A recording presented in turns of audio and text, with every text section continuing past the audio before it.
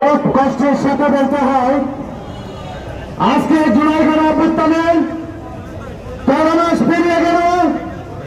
আমাদেরকে এখানে বসতে বুঝে ঘুরে ফিরে জাতীয় পার্টি সহ আওয়ামী লীগের দোষীদের গ্রেপ্তার এবং বিচারের দাবিতে কর্মসূচি পালন করতে হচ্ছে।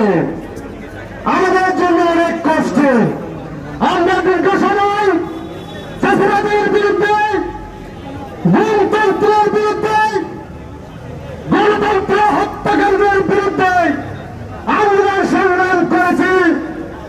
যার পরে 5 আগস্ট 2024 জুলাই গণঅভ্যুত্থান সংগঠিত হয়েছিল।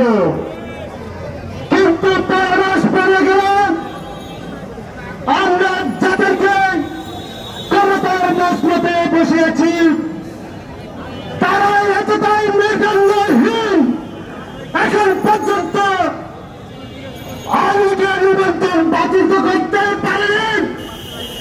জাতীয় পার্টি প্রকাশ্য প্রক্রম করে সরকার পতনের আন্দোলনের ডাক দেয়।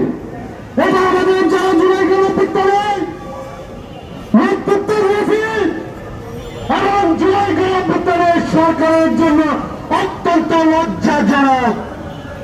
আমরা একটি রক্ত থাকতে এদেশের জুলাই গণঅভ্যুত্থানের সময় গণহত্যাকারী 30,000 আমাদের বাইরের রক্তের যারা রঞ্জিত করেছে তাদেরকে আমরা দেশের রাজনীতি করতে দেব না।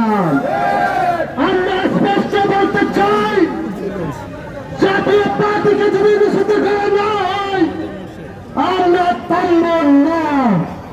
আমরা অনেক কর্মসূচি পালন করেছি, সরকারকে স্মারকলিপি দিয়েছি, নির্বাচন কমিশনের কাছে আবেদন করেছি জাতীয় পার্টি সহ 14 দলের নিবন্ধন বাতিল করার জন্য। এখন পর্যন্ত কিন্তু আমরা কোন ব্যবস্থা গ্রহণ করতে দেখি নাই। আমাদের দুর্ভাগ্য, সিরিয়া থেকে গণঅভ্যুত্থান হয়েছে, সিরিয়া গণঅভ্যুত্থানের পরে নতুন সংবিধান রচনা করেছে। যারা গাদ্দারি করেছিল, স্বৈরাচারের দোষী ছিল, তাদের পক্ষে বিচার করেছে। আর আমরা জুলাই গণঅভ্যুত্থানের পরে এই সংবিধান মেনে ওই তথাকথিত গৃহপালিত রাষ্ট্রপতির কাছে গিয়ে মাথানত করে আমরা সরকারের শপথ গ্রহণ করেছি। সেদিনের বিপ্লব নষ্ট হয়ে গিয়েছে। সেদিন আমরা ওই হাসিনার ওই মুজিবতন্ত্রের কাছে আমরা মাথানত করেছি।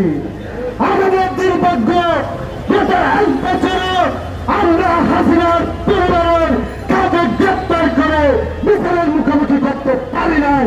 আমরা এখনো মুজিববাদ হাসিনাবাদকে ধ্বংস করতে পারি নাই। যার জন্য আমরা দোষ দিব হচ্ছে ওই মেরুদণ্ডহীন অন্তর্বর্তীকালীন সরকারকে। আমরা কথায় কথায় দুটি কয়েক উপদেষ্টাদের দোষ দিন। একজন উপদেষ্টার উপর এদেশে সবকিছু নির্ভর করে না। যিনি সামনে বাধা উপদেষ্টা পরিষদ যিনি নির্মূল্য সেবা করে, তাদের শাসনের সাথে যিনি দায়িত্ব পালন করত, এই সরকারের যদি মেরুদণ্ড সেবা থাকত, ওই এখনো জাতীয় পার্টি হাসিনার পক্ষ হয়ে এখনো গর্জন করতে পারত না। এখনো হাসিনার হয়ে এই বিপ্লবী সরকার অন্তর্বর্তীকালীন সরকারের পদত্যাগের কথা বলতে পারত না।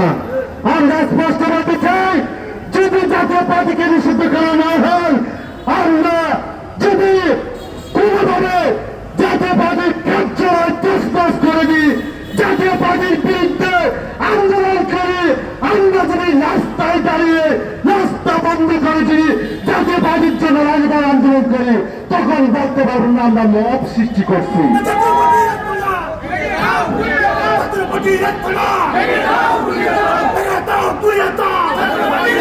আমরা চাই গণ অধিকার পরিষদের সভাপতি জাসুর সারের প্রতি যেমন জুলাই গণঅভ্যুত্থানের ডাক দিয়েছিল, যেমন গোচ্ছল করে দিয়েছিল, হাসিনার 90 বছর পতন হয়েছে, 8-10 বছর ধাক্কা দিন। আজকে আমি স্পষ্ট ঘোষণা দেন, 90% জাতীয় পার্টি নিষিদ্ধ হয়ে গেছে, 10% বাদ কাটেন। আমরা কথা দিচ্ছি, আমরা কি যাওয়া লাগবে না। আজকে থেকে জাতীয় পার্টি সহ 14 দলের কেউ দুঃসাহস দেখাবে না এই রাজপথে এই গণঅভ্যুত্থান সরকারের বিরুদ্ধে, এই গণঅভ্যুত্থানের বিরুদ্ধে আঙ্গুল তুলে কথা বলার জন্য।